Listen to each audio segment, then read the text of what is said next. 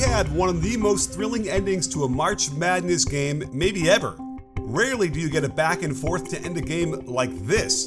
And I'm not sure if everyone screamed "travel" when they saw this play in real time. I know 2 people in my living room did, but I suspect most people viewed this simply as an insane game winner. But when I took it to Twitter, the reaction was fast and furious. And a lot of this anger is misplaced, as the rules aren't quite clear to most people out there. So it's time to break this down and explain what is happening, how the referees process these plays, and what the rulebook and the case plays that augment those rules say about how the game should be called in 2025. When counting steps, we only start with the count when the dribble ends, not when the ball last bounced on the floor. The dribble ends when the ball comes to rest in either one or both hands. This happens with Derik Queen's right foot on the floor. From there, he proceeds to take 2 steps into the jump. So we've got to look to see when the dribble ends. At that point, when he brings it back up, we don't know if that's fully possessed. If he bobbles that at that point, he could continue to bobble that basketball all the way to the hoop without a travel. So you've got to wait until you can define firm possession. Now the dribble has ended. You can see when Derik Queen has both hands together, 1 foot hits, next foot, great shot, great ending. To me, it just really doesn't jump off the screen as anything big. I've got to be honest. I don't know. Did you hear that? You can see when Derik Queen has both hands together, 1 foot hits, next foot, great shot. But that's definitely not what the rule book says. It's clear that the foot that is down when the dribble ends is the pivot. You are legally allowed to lift the pivot foot off the floor so long as you shoot or pass before it comes back down, which means you only get 1 step after the dribble ends, not 2. What Derik Queen did was use a gather step, and here is what gets fans so confused and upset. Let's first establish what a gather step is, since it is allowed in both the NBA and FIBA per their rulebooks. The foot on the floor when the dribble ends is considered a 0 step and does not count to the legal 2 steps a progressing player gets after ending their dribble. Because the rules are different between college and the pros, it unfortunately adds to the confusion when people get mad at the best players in the world seemingly traveling when they're not. In the NCAA rulebook, it is clear that the foot that is on the floor when the dribble ends is the pivot foot, and that means a college or high school player is allowed to legally lift the pivot foot in order to shoot or pass before it comes back down, giving them only 1 step after the dribble ends to get the shot off. But here's the issue. There are so many drives that utilize the gather step in college where the whistle doesn't blow and no one bats an eye. In this game alone, I spotted a ton. In the second half, this drive was celebrated as a sign of tough shot making over a larger defender, but people didn't detect that he short hops the gather with his left foot still on the ground, then takes a step with his right foot, and 2 more steps for an egregious travel that no one had a problem with. In the first half, we have a transition layup taken by Maryland with another short hop gather that shows his left foot on the ground when he ends the dribble, and then proceeds to take 2 steps. Watch it again in real time. Do you want a travel called on this? Here's Queen attacking at the end of the first, and you guessed it, he also travels by the letter of the law as the right foot is on the floor when he ends the dribble and then proceeds to take 2 steps into the jump. It looks normal. Most people don't process details like this in real time, so no one is screaming and yelling to fix the game on this one, but trust me, it's the same type of footwork as the game winner. Here's the thing. 4 years ago, the NCAA added a directive to their officials that essentially allowed step backs, spin moves, and yes, the Euro step to be legal. And the only way to be sure of which step is taken is to be at the game itself, which is why you need SeatGeek for all your tickets to concerts, sporting events, and the theater. Just check for the green dots. They let you know the price is a great value. It's the easiest app I've ever used to get tickets, and I've got the hookup. With my code BBALL10, you'll get 10% off of every purchase you make. So act now, since this offer may not last long. Hit my link, don't worry about being called a geek, that's cool these days, and enjoy all your favorite concerts and sporting events. Save 10% with my code BBALL10, and then you can find out why the NCAA decided to change the way the game was called back in 2021. Number 3 White dribbles toward the lane, makes a Euro step move, and finishes with a try at the basket. It is extremely difficult to determine when 3 White picks up his dribble in live speed. The benefit of the doubt will rest with 3 White having possessed the ball while in the air, thus making this Euro step move legal. And it's this interpretation of the Euro step that essentially makes all layups legal if they use the gather step without having to actually say that. While Queen most definitely did not do a Euro step on this game winner, he did extend his second to last step a little farther than normal, and that's enough for college referees to include this in the directive to allow this type of footwork.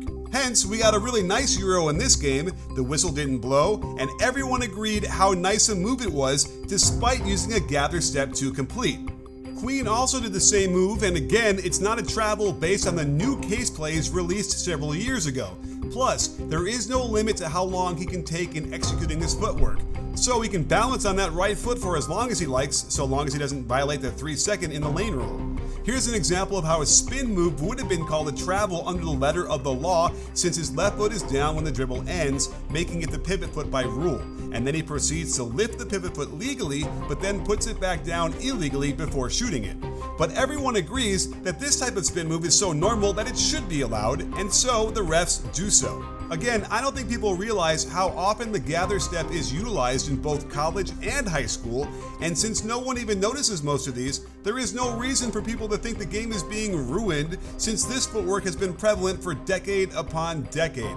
So they might as well just make it an official part of the rulebook sooner than later. I had to bring a college rep on the show to help explain this even further, so here is Chip Clark, who's an absolute expert on the rulebook and someone that can break this down better than anybody. So Chip, I can't thank you enough for being here. We need to break this down. A lot of confusion. So I figure we can just jump into the clip and just walk us through how a college referee is going to process this play. Absolutely. Well, it's funny you say that, because as I watch on TV these games, I put myself in the shoes of the officials that is nearest to where I'm watching on the screen. So in this case, it would be the center official. And so I'm seeing the play like he would see the play. I'm refereeing the defense on the drive to the basket because that's what can hurt me the most in these cases. This is an excellent game-winning shot by Queen. Excellent drive to the basket. Just an exciting game overall, start to finish. Colorado State with a big bucket right before that. But then as Queen catches and drives to the basket here, this is where all the controversy comes in, right? You and I have been in discussions with people on social media quite a bit before even this play, talking about seeing more gather step footwork, which we're accustomed to seeing in the NBA at all levels. And you like to say nobody bats an eye, right? And that's the case. You're going to see plays throughout this whole entire game that are officiated the same way. And that's what we always talk about in officiating. We want the play to be officiated the same way throughout the game. And it was in this case. As Queen drives to the basket, he ends his dribble. What we look for is control of the basketball in his hand. The ball comes to rest in his hand. Not until that moment that we are certain that the dribble has ended and the ball is at rest in his hand can we then look to the feet to identify a pivot foot. Okay. And even in this situation, you're going off feel a little bit too, because you're refereeing the defense, right? Because Morton is the primary defender here. It's crunch time, man. This is the action area. This is the play that will decide the game. And so we want to make sure that we dot all our I's and cross our T's. And that's exactly what the veteran center official here does. He's refereeing the defense. We see the end of the dribble. In slow-mo, we can see it clearly with the right foot on the floor. The dribble ended with the right foot on the floor. However, that is different. We cannot officiate plays live in slow-mo. We officiate at game speed. And in that situation, with the cradle to the body, the ball moves a little bit. So from the center position, it would be difficult to determine if full control was gained and that ball was fully at rest in his grasp with that right foot still on the floor. So then you really default to both hands going onto the ball is when we can, the first point in which we can be 100% certain at game speed that dribble is ended. And then from that point, he steps with his right foot, or he steps with his left foot to establish that as the pivot foot. And then he steps with his right foot, legally lifts his pivot foot, and then hits the game winner in a clutch one at that. I'm sure there's going to be questions about this, though. I'm glad that you're here because, I think people were trying to say like he gathered it with his feet in the air or whatever here. And I'm like, well, that doesn't really matter. It doesn't change the rule, which would then still be the right foot as a pivot foot if he gathered it earlier than that. But now I'm starting to realize that, yes, maybe the bobble here or this, whatever this could very well be, is enough of uncertainty where you're right. You want to be certain. And all of a sudden, yes, okay, there it is. Look, there's a gather. Like there's two hands clearly on the ball now. Feet on the air. So what's the rule when you gather the ball with both feet in the air? Perfect. And I think it's important that you and I to decipher between this two. We say gather because we discuss NBA plays a lot together, right? And the NBA definition of ending the dribble is essentially the gather, right? Or catching a pass. So let's use end of dribble for this situation for NCAA men's. It's synonymous with gather, but let's just do that. He ends his dribble in if he ends his dribble with both feet off the floor, it's just as I said. The first foot to touch the floor after he ends his dribble with both feet in the air will then become the pivot foot. And so then when he steps with the other foot, that's the non-pivot foot. And then he legally lifts that pivot foot, and he may not return that pivot foot back to the ground before he releases the ball on a pass or a try for goal. And in this case, he does not. So that would be the rule for if he ends his dribble or catches a pass or controls a loose ball with both feet off the floor. And it's important to note that would also be the same rule for the NBA, which a lot of people don't understand. If you end the dribble or gather the ball, end your dribble, control a loose ball, or catch a pass with both feet off the floor at every league in the world of basketball, then the next foot to touch the floor will be your pivot foot. And that's even the same in the NBA. Yeah, I mean, listen, I'm going to tell you, and then my first instinct was, okay, the cradle here, hand underneath the ball, it means the dribble is ended. Interestingly enough, the college rule book does not have anything that says hand underneath the ball ends the dribble. Is that correct? Yep, you're correct. It does not actually say that. And that's because it's kind of implied that what they defined as the end of dribble in the men's college rule book is if you palm or carry the ball, or the ball comes to rest in one or both hands, or if you touch the ball simultaneously with both hands. Mm-hmm. Those are the two situations in this instance where the end of dribble would occur. And that's what we look for on these type of plays. You know, the NBA rule book defines the gather as cradling the ball against the body. That's not necessarily the case in our rule book in men's college. However, that would mean that the ball has come to rest. But in that's why the case play for NCAA men's is so important, that back pre-2021, before these new directives came out in NCAA men's, it would be a clear travel, because this would be the pivot foot because he ended his dribble with his right foot on the floor. And then his next step would be legal. But then when he steps again with his right foot, his pivot foot, that would be a travel. But due to that change in directives from NCAA men's rules committee and the case play that accompanies that, which I've shared with you in the past and we can put online as well, it basically says that if the time of the dribble is uncertain, if the point of the end of the dribble is uncertain, then the official should err on the side of giving the benefit of the doubt to the ball handler ending his dribble with both feet off of the floor, making this a legal play. Okay, that's kind of the language that's used. We heard Gene talk about last night. Gene Steratore talk about use words like together or two steps or stuff like that. You know, the term two steps does not appear in any NCAA men's rule book or case book ever written, to be honest with you. And I know what he was meaning by that, because it's the same as the interpretation. That new interpretation is essentially synonymous with a gather 1-2 footwork, right? That is legal in the NBA and in FIBA.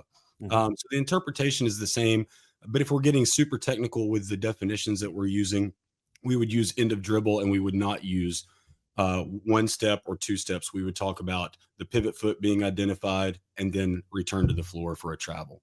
Absolutely. And, I was surprised that people actually reacted that way, because it does have a nice normal cadence. And he went into the shot, which you see a lot of, and which we showed earlier in the video, in a way that, sometimes it could just be, there's certain things that are on the line with games like this that can influence whether you're happy or not with the result.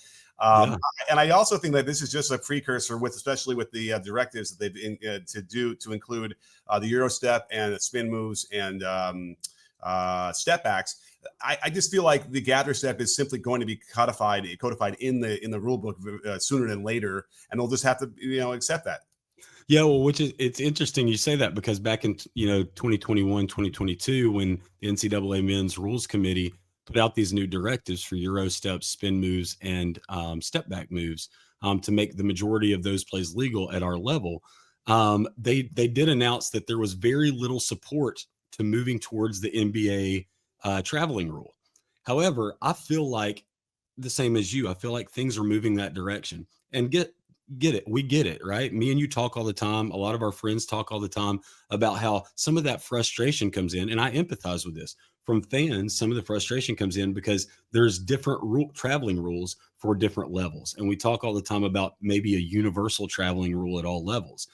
We feel like some of the leagues will not go for that, but we feel like it would be best for everybody involved if there was a universal traveling rule. There would be less confusion, less frustration surrounding plays such as this one, especially end of game situations. But listen, we hear a lot of people talk about, like, if it's going to be called if it's going to be called a travel early in the game, it should be called a travel at the end of the game. Well, the same is true if it's not called a travel early on in the game. It should not be a travel in this situation as well. And as we've seen from multiple plays throughout this game, this was correctly not called a travel multiple times throughout the game. And the only reason I say correctly is because it's so close that, in my opinion, if I was the official on the floor, I would not have 100% certainty that his dribble ended with his right foot still on the floor. And so therefore the benefit of the doubt would go to him making a legal play and an incredible game-winning bucket. For sure. And one thing I'm trying to counsel people on, the fans, is to sort of what they might not realize is that they're seeing a lot of these same steps, and they just shrug. They don't even notice. And all of a sudden, on a specific one, they want to get really upset about it, when in reality, it's just a thing where you have, a trained eye and you can realize what's going on, and they don't. And they'll say, well, when I was growing up, that was never called. And I can assure people that we'd seen gather step layups in high school in the 90s. I know, because I can remember seeing them, and no one really batted an eye then. So this really ends up being a thing where, in certain instances, when emotions are on the line here, it could stir a lot of things up. And if we don't have quite enough education here, it could lead to a lot of anger, which we're trying to tamp down here, I think. Right, Chip? Absolutely. That's the whole goal here. And it's not that we don't understand where people are coming from in their perspective. We actually do get it. But ultimately, at the end of the day, we have to do, as officials, what's right on the court. And in that situation, calling that same play that same way throughout the game, I think the crew did a very good job on potential traveling plays in this game. But yeah, frustration there, we get it. But as you said, we see it at all levels, right? We see the gather step footwork being used at all levels. So let's see if we can get that universal traveling rule pushed through. Absolutely. Let's get the gather step codified in the rule book for once and for all. And again, I don't think people want to say, well, this is going to ruin the game, but we've had the gather step for decades and decades. And again, that didn't ruin the game at all once everyone understands exactly what it is. And so I think we did our job here. I think it's a little clearer. And going forward, we'll find out what's going on. But maybe this is the play that finally sparks it all, where the guys had to go on TV and talk about it. And they can say, you know what, let's just make this completely legal and not have to worry about it. Right, exactly. And listen, officials, we're tasked with calling the obvious. That's one of our big things, and not guessing. Yeah. So that's the last thing I'll say about a play like this is, in that situation, the last thing that you will do as an official with the game on the line is guess on a play like that. And so kudos to the officials laying off of that play. And then we have an instant game winner. Colorado State battled, heck of a game for them. You hate to see a loser in a game like that, so but we get it. It is what it is. It's part of the job. We understand frustration from people, but got to do what we got to do, man. That's right. Well, thanks, Chip, so much for coming on the show. And don't forget, sports fans, at B-Ball Breakdown, we're not a channel. We're a conversation. You in? Are you in, Chip? Always, brother. Always.